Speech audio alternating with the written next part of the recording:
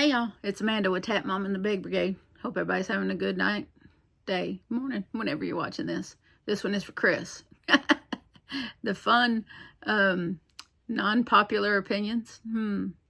She tagged everybody, so I figured, hey, why not?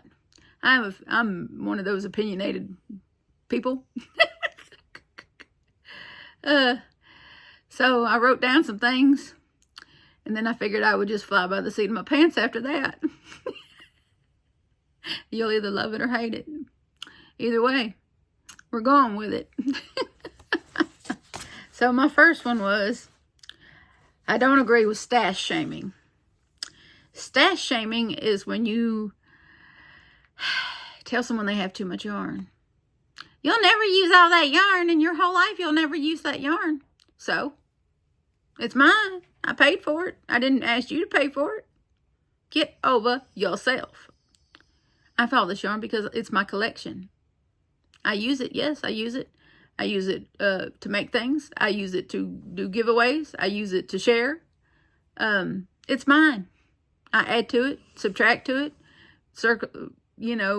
rotate it, whatever I want to do with it. It's mine.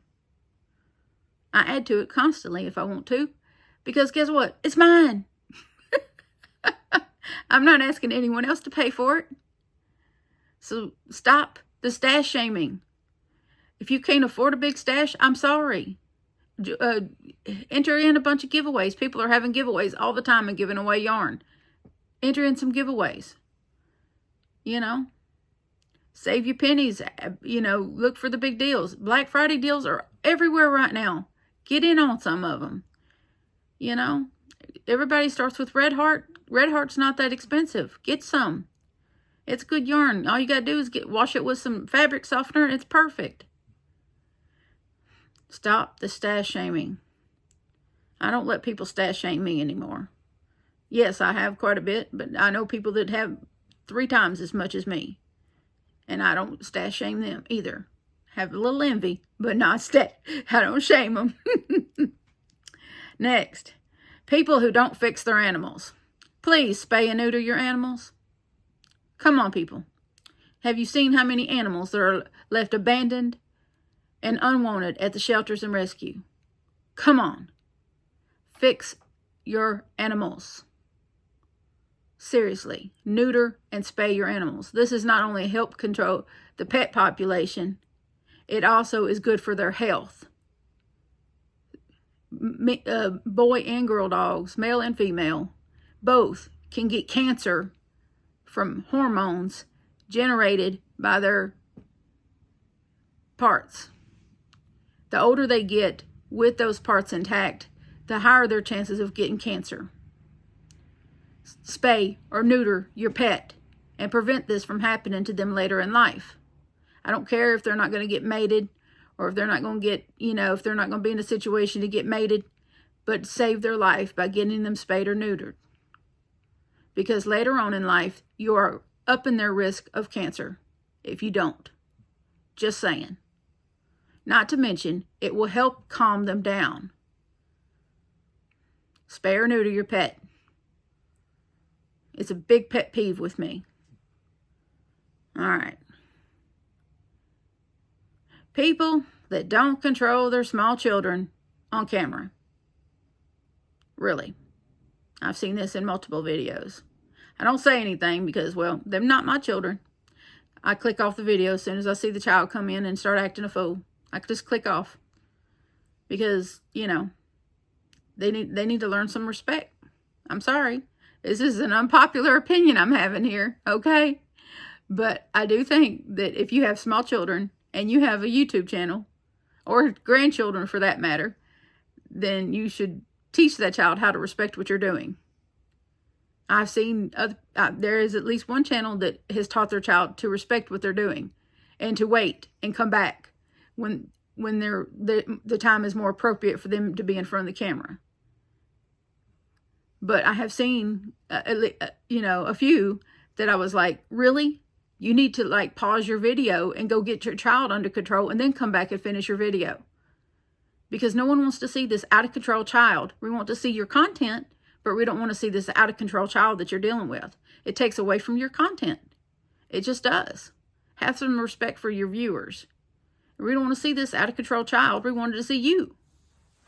I mean, seriously. It's disrespectful. You know, teach your child some respect. You know, it's unprofessional. Really. It's just a pet peeve. It's just an opinion. You don't have to agree with me. Let's see here. What was my next one?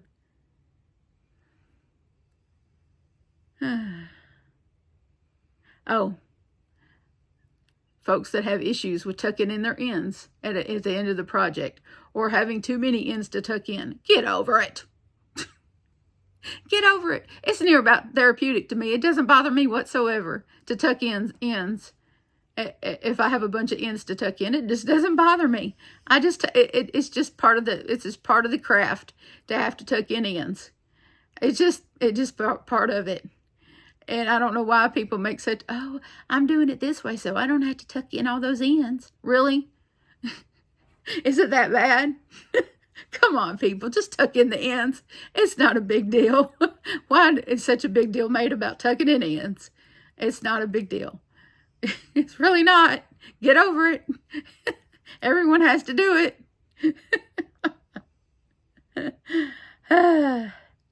Oh, and this is probably not popular either, but people that come to a complete stop when all they're doing is turning. The traffic's clear. There's no reason to slow down to a stop, to turn. Just slow down and turn. Don't come to a complete stop. Just slow down and turn. You know, just go. There's no reason to come to a complete stop. Really? You're holding people up here. I hate that. I hate that. Oh, I hate that. It's like, really, there's no traffic. Just slow down and turn.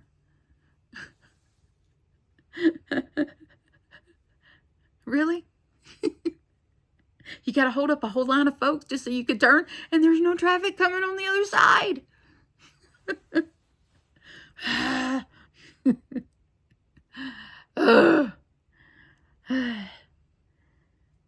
Another one. Texting and driving. Really? Put the phone down and drive, fool. Pay attention to what's in front of you.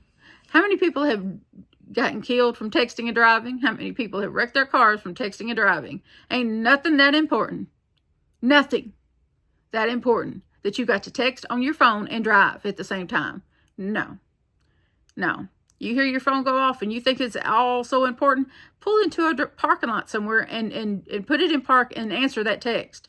Do not do it when you're driving, because you're not only responsible for you and what's in your car, you're responsible if you hit someone else too while you're texting and driving.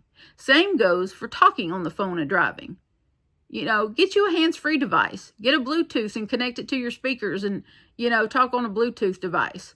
Do not text and call on the phone and hold a phone while you're trying to drive. It's ridiculous. There's laws against that. Seriously.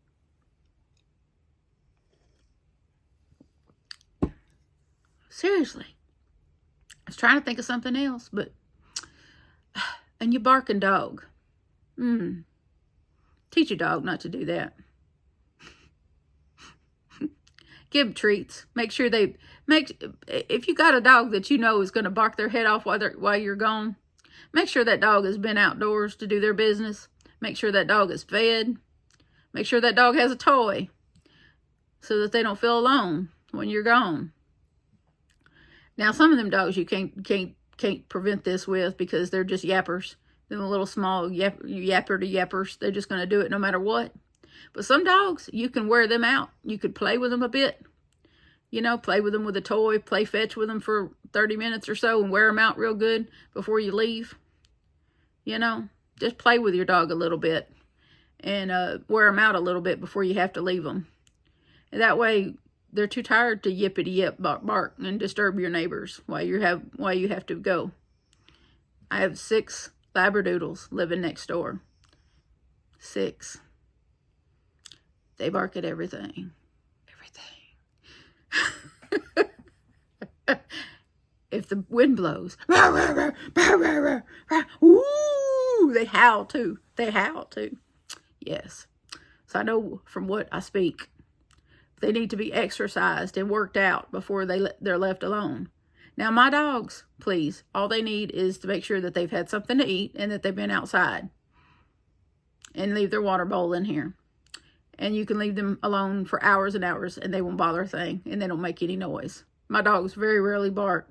Only when someone knocks on the front door that they bark. And then it's only the black lab. He's the only one that barks. My pit bull hardly ever barks. And then it's only a snort. It's a bulldog snort. And that's when he's trying to play. So please, Lord, control your dog barking. There's ways to control your dog barking. There's a whole lot of ways to control your dog barking. It's just terrible. Do that. Do that for your neighbors. Why don't you? Anyway, this has been my not so popular fun opinions. Love it or hate it. These are my opinions. You don't have to agree with them. You don't have to like me for it. But these are my opinions. So I'll go find the hashtag and put it on here so Chris can see it. And I do love y'all. Please remember that. And so does Jesus. And please adopt, don't shop. Your best friend's waiting on you at the shelter or the rescue. I'll see y'all on down the line. Bye.